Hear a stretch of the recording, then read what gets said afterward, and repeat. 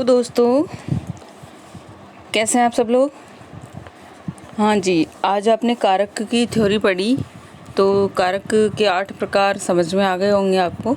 अब हम कारक की प्रश्नोत्तरी कर लेते हैं ताकि जो टॉपिक है उसके साथ के साथ में आपकी प्रैक्टिस भी हो जाएगी। तो कमेंट बॉक्स में लिखना ज़रूर कि आपको कितने आ रहे हैं, ठीक है। चलिए, पहला प्रश्न, आपको समय मिलेगा और आप बताना, अपने पास में लिखते जाना आप।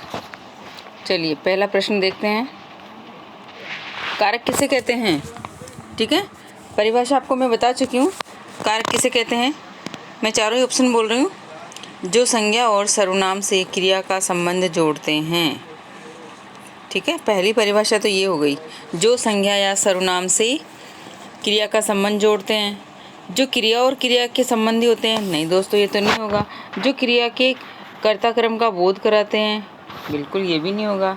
तो और जो कर्ता क्रम के बीच का संबंध स्थापित करते हैं, नहीं ये भी नहीं है। तो 1 2 3 4 में से ऑप्शन नंबर आपका 1 राइट हो जाएगा। कौन सा राइट हो जाएगा, 1, क्योंकि हमने सीधी सीधी परिभाषा पढ़ी है इसकी। चलिए दूसरा देखते हैं। क्रिया करने वाले कारक को क्या कहते हैं, यानी काम करने वाले को क्या कहते हैं, बिल्कुल कर्ता ही कहेंगे, ठीक है। आगे देखिए, जिस पर क्रिया का फल पड़ता है उसे क्या कहते हैं। जिस पर क्रिया का फल पड़ता है, अगर मैं यहाँ ऐसे कहूँ कि, अगर मैं यहाँ थोड़ी सी परिभाषा चेंज करके अगर मैं यहाँ आपसे ये पूछूं क्या कि क्रिया का फल किस पे पड़ता है या क्रिया का फल किस पर पड़ता है, ठीक है ना। तो आपका क्या कर्ता पर तो पढ़ने से रहा, करण पर भी पढ़ने से रहा, तो फिर कर्म पर ही पड़ेगा। तो ये सकर्मक क्रिया हो गई। सकर्मक क्रिया की परिभाषा भी यही होती है कि जिस पर क्रिया का फल पड़ता हो, ठीक है। चौथा देखिए, क्रिया करने के साधन को क्या कहते हैं। वही फिर से आ गया वही सवाल। अब देखिए, यहाँ पर पूछा है साधन को क्या कहते हैं, वहाँ पूछा था ऊपर कि करने वाले को क्या कहते हैं। साधन किस में आ रहा है, साधन कर्म में आ रहा है क्या, करण कर्ता में आ रहा है, अपादान में आ रहा है, नहीं साहब, न तो इसमें आ रहा है, न इसमें आ रहा है, न इसमें आ रहा है, ये आ रहा है करण में। तो और करण का आपने देखा कारक चिन्ह क्या होगा, से या के द्वारा, ठीक है। और किसी साधन के माध्यम से हम कोई कार्य करते हैं। आगे देखिए, क्रिया जिसके लिए की जाती है उसे क्या कहते हैं। क्रिया जिसके लिए की जाती है उसे क्या कहते हैं। जिसके लिए, देखिए अंडरलाइन। पहले अगर आपको प्रश्न निकालने का तरीका बताती हूँ मैं। अगर जैसे प्रश्न इस तरह से आए तो आप समझ जाएंगे कि क्रिया किसके लिए की जाती है, किसके लिए। देख, कर्म में तो को आएगा, ठीक है। एक एक के आगे आपके पर्सन चिन्ह लगा दीजिए, कर्ता के आगे नहीं आएगा। और ये आ गया संप्रदान, तो के लिए, के वास्ते, ठीक है, इसमें आएगा ये, ठीक है। और संबंध में तो काके के आ जाएगा। हो गए 5 प्रश्न। छठा देखिए, क्रिया जिस स्थान पर की जाती है उसे क्या कहते हैं। बिल्कुल सिंपल, आ गया होगा समझ में, किस पे की जाती है, स्थान का नाम आ गया यहाँ पे। स्थान को मैंने क्या बताया था, अधिकरण। क्लियर है। 7वां देखिए, क्रिया के लिए जिससे दूरी रखी जाती है उसे क्या कहते हैं। बिल्कुल दूरी का भाव होता है, पढ़ा आपने कि एक वस्तु अपनी ही जगह से दूर चली जाती है, किस में आएगा ये, अलग होने का भाव कौन से कारक में आएगा, तो दोस्तों अपादान में आएगा। संबंध कारक का कार्य क्या है, संबंध का, अब किस किस के बीच में होता है संबंध किसके बीच में होंगे, मैंने कहा या तो 2 संज्ञाओं के मध्य या 2 सर्वनाम के मध्य, या फिर एक संज्ञा और एक सर्वनाम होगा। तो देख लीजिए इसमें कौन सा आंसर सही है। इसमें तो ये तीसरा नंबर का ही सही है, संज्ञा या सर्वनाम के बीच संबंध बताना। क्लियर है, आ रहा है समझ में, बिल्कुल ऐसे आ जाएगा आपको, और आपके कारक का टॉपिक भी क्लियर हो जाएगा। एक बार दिमाग में सेट हो जाए कि चिन्ह कौन से हैं और हमें कहाँ यूज़ करने हैं, तो अपने आप चीज़ें क्लियर होती जाएगी। क्वेश्चन नंबर 9 देखिए, कर्ता कारक का वाचक या परसर्ग है कर्ता का। तो कर्ता का तो पता है आपको क्या है, कर्ता का नहीं है। बिल्कुल इजी, खत्म प्रश्न है ये तो, एकदम इजी प्रश्न है। अब देखिए 10वां देखिए, कर्म कारक का वाचक है। एक एक के चिन्ह पूछ रहा है, कर्म का को है, ठीक है। संप्रदान का के लिए है, करण कारक का द्वारा है और से है। अब देखिए यहाँ दोनों ही आगे करण कारक का परसक चिन्ह है, ठीक है, से या के द्वारा दोनों ही आ रहे हैं, यहाँ पे दोनों ही आ रहे हैं। अब एक बार चेक कर लेते हैं, एक मिनट।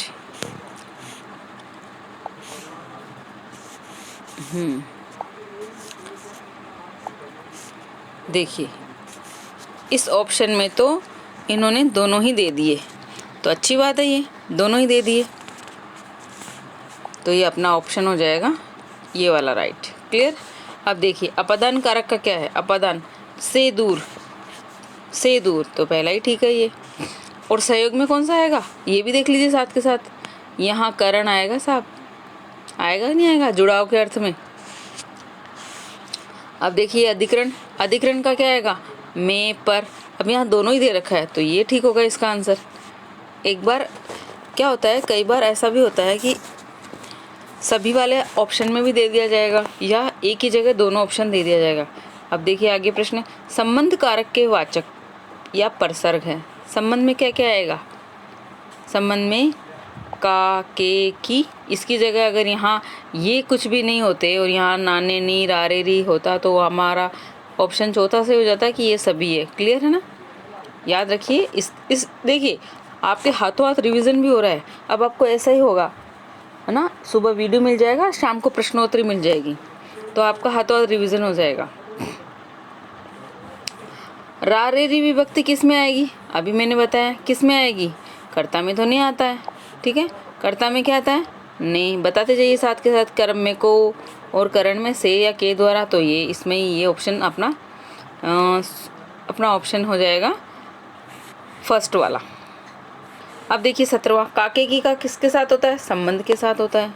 इजी है ना, आप खुद भी लगाते जाइए, करते जाइए। को विभक्ति किस कारक के साथ होती है, कर्म के साथ होती है। इजी प्रश्न है, बिल्कुल इजी है ये तो। आगे देखना, अभी थोड़ा टिपिकल भी लिए मैंने। से विभक्ति किस कारक के साथ नहीं लग सकती। अब आओ 18वां छूट गया क्या, ये लो 18वां बता देते हैं, 18वां भी बता देते हैं, थोड़ा सा इसको जूम कर लेते हैं। हाँ जी, 18वें में क्या है, को विभक्ति किस कारक के साथ प्रयुक्त नहीं हो सकती, ठीक है। को विभक्ति किस कारक के साथ प्रयुक्त नहीं हो सकती।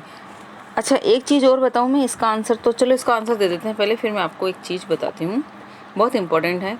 पेन लेके बैठिए और नोट कर लीजिएगा। यहाँ पर देखिए को विभक्ति किसके साथ प्रयुक्त नहीं थी, देखो कर्ता, कई बार कर्ता के साथ भी को आता है, बिल्कुल आपको पता भी नहीं है। वो मैंने बताए थे ना दो, एक तो प्रेरित और एक प्रेरक, उसमें बताया था मैंने। एक आता है कर्म में भी को आता है और एक संप्रदान में भी को आता है, बिल्कुल। किसको भीख दो, भिखारी को भीख दो, आया नहीं आया। और जनरली देखा जाए तो के लिए ही है इसका तो, है ना। लेकिन मीरा ने सीमा को मिठाई दी, किस लिए दी भाई, खाने के लिए दी। सीमा कौन है, जो काम करने वाली बाई है, घर में रोज आती है, वो काम करने, झाड़ू पोछा करने आती है, तो उसको दे दी मिठाई। तो वापस थोड़ी लेने के लिए दी, देने के लिए दी ना।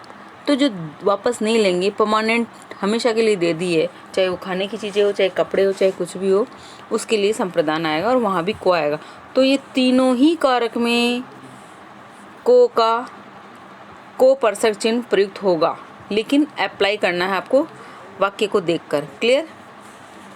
आगे देखिए 19वां नंबर, से विभक्ति किस कारक के साथ नहीं लग सकती।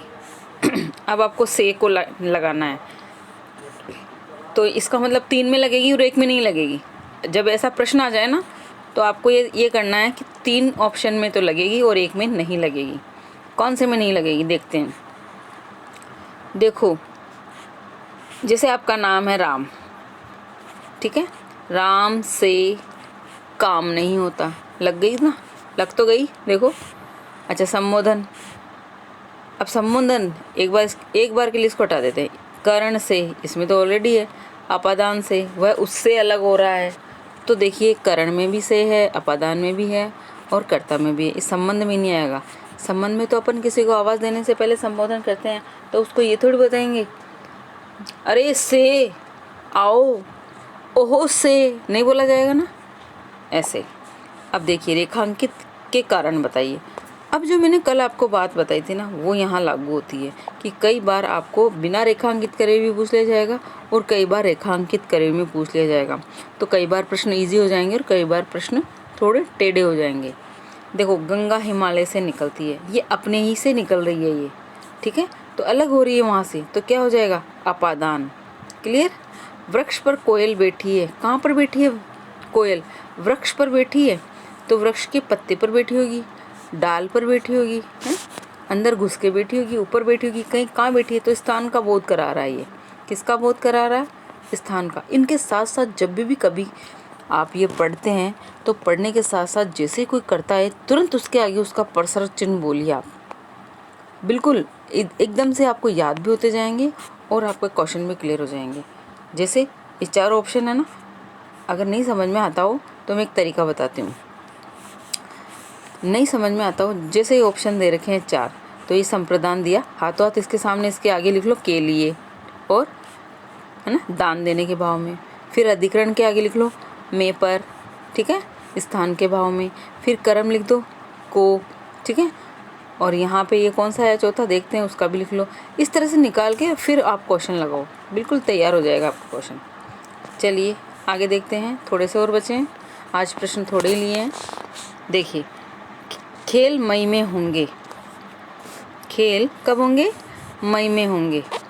अब ये मई और में होंगे, है ना, तो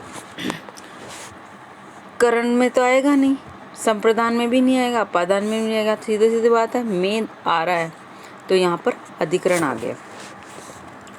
पत्ते वृक्ष से झड़ते हैं, देखिए से अपन ने 2 जगह पढ़ रखे हैं, एक तो करण में और एक अपादान में। तो ये वृक्ष से झड़कर नीचे गिर रहे हैं, तो वृक्ष से तो अलग हो गए, अलग दूर जाने के भाव में हो गए ना, तो यहाँ ऑप्शन आ जाएगा आपका अपादान। राम पुस्तक पढ़ता है, ठीक है, राम पुस्तक पढ़ता है, राम पुस्तक पढ़ता है। क्वेश्चन बहुत इजी हैं, आप ऐसे घबराइए नहीं, वहाँ भी इजी मिलेंगे आपको, बशर्ते आपको थ्योरी अच्छे से आ गई हो इसका, ठीक है। टॉपिक अगर आपने अच्छे से पढ़ लिया हो तो प्रश्न चाहे कैसे ही आए ना, आपको एग्ज़ाम में क्रैक करने से कोई नहीं रोक सकता आपको। राम पुस्तक पढ़ता है, तो देखिए यहाँ कारक चिन्ह छुपा हुआ है ना, कारक चिन्ह छुपा हुआ है यहाँ पे। अच्छा ये कौन सा है, ये वाक्य कैसा हो गया, कर्तृवाच्य हो गया। पहले तो कर्तृवाच्य हो गया, क्योंकि देखिए एक वचन का है और सकर्मक भी है। क्लियर, क्योंकि कर्तृवाच्य में सकर्मक और अकर्मक दोनों क्रिया आती है, और वाक्य एक वचन का होता है, ठीक है, वाक्य वर्तमान काल का होता है, ये चीज़ आपको ध्यान रखनी है। तो कर्ता ने, राम ने पुस्तक को पढ़ा, ठीक है। देखो अब इसके आगे को, राम को आ जाएगा या राम ने, राम को तो आएगा नहीं, को कहाँ आएगा, पुस्तक को। एक बात मैंने आपसे कही थी कि हमेशा कर्म कहाँ आएगा, क्रिया के पास में आएगा। कहाँ आएगा कर्म, क्रिया के पास में। और जो क्रिया के पास जो कर्म आता है, क्रिया के पास जो कर्म आता है, ये पुस्तक है, तो ये निर्जीव है कि नहीं है, ये निर्जीव है भैया। और जो क्रिया के पास वाला कर्म आता है ना, वही प्रधान कर्म होता है, वही मुख्य कर्म भी कहलाता है, और वह निर्जीव कर्म होता है, ठीक है, ये ध्यान रखिए। क्योंकि एक वाक्य में 2, 3, 4 कितने ही कारक हो सकते हैं, लेकिन अगर आपसे पूछा जाए कि इस वाक्य में प्रधान कारक कौन सा है, तो आपको क्रिया के पास वाला बताना है। अगर अंडरलाइन करके या रेखांकित किया हुआ वाक्य आ जाए तब तो कोई दिक्कत ही नहीं है, तब तो आप बता देंगे। लेकिन अगर ऐसे ही पूछ लिया जाए तो क्रिया के पास वाला होगा, और संबोधन को छोड़कर, ठीक है। और अगर संबोधन भी साथ है, ऑप्शन में संबोधन भी है, और वाक्य ऐसा दे दिया हो, वाक्य की स्टार्टिंग संबोधन वाले शुरू हो, तो जैसे मैंने बताया था आपको, जैसे मोदी जी बोलते हैं, कैसे बोलते हैं, मेरे भारतवासियों, बोलते हैं ना, मेरे भारतवासियों या मेरे भाई बहनों, और फिर चाहे आगे वाक्य कैसा ही हो, तो आप ऑप्शन में संबोधन जरूर होगा, उसी पे टिक करना है, चाहे कितने ही कारक आ जाए, ठीक है। अब देखिए आगे चलें। उसने चाकू से फल काटे, देखो उसने चाकू से फल काटे, अंडरलाइन करी हुई है, किसके, चाकू क्या बन रहा है यहाँ, माध्यम बन रहा है, ठीक है, माध्यम बन रहा है चाकू, तो आपका सीधा सीधा हो जाएगा करण। चोर सिपाही से डरता है तो डर कर तो भागेगा ही ना, भागेगा तो किसका भाव आ जाएगा, अपादान का। बच्चों को भोजन दो, बच्चों को भोजन दो। देखिए साहब, बताइए कौन सा कारक है, बच्चों को भोजन दो। अब ये को आ रहा है तो आप तो भ्रमित हो जाएंगे यहाँ को कि कर्म लगा दे। नहीं साहब, कर्म नहीं लगाना है। कारक कौन सा आएगा, मैंने फिर कहा आपसे, जो क्रिया के पास होगा ना वही कारक होगा। देखो यहाँ छिपा हुआ है वो कारक, आपको बताया नहीं गया है। वापस से देख लीजिए एक बार फिर से। मैं यही चाहती थी कि ऐसा प्रश्न आए और मैं आपसे इस प्रश्न को हल करूं। देखिए यहाँ पर बच्चों को भोजन दो, भोजन किसके लिए, आप क्रिया से प्रश्न करो। आप क्रिया से प्रश्न करेंगे, निर्जीव कारक चाहिए अगर आपको तो क्या लगा के प्रश्न करेंगे, क्या देना है, भोजन। और सजीव क्रिया के लिए सजीव कर्म आपको ढूंढना हो तो किसको, भोजन किसको दूं, बच्चों को, तो को आ गया। क्या दूं, हैं, भोजन दो। अरे भोजन जरूरी है क्या, कुछ और भी दे दो, केले दो, सेव दो, पपीता दो, कुछ भी दे दो। तो ये यहाँ पर छुपा हुआ है कर्म, और ये यहाँ मुख्य कर्म है, निर्जीव कर्म। क्लियर। बच्चों शोर न करो, लो साहब आ गया ये, देखो बच्चों पे अंडरलाइन कर दिया। जैसा मैं चाह रही थी ना वैसा ही प्रश्न आ गया, बिल्कुल बहुत इंपॉर्टेंट है ये दोनों प्रश्न। ये क्या, ये पूरे ही इंपॉर्टेंट है। आप ये वाले जैसा मैं चाह रही थी वैसे प्रश्न आ गए। बच्चों शोर न करो, तो कौन सा कारक होगा यहाँ पे, बताइए कोई मुझे। बच्चों शोर न करो, तो ये देखो संबोधन आ गया ना, बिल्कुल।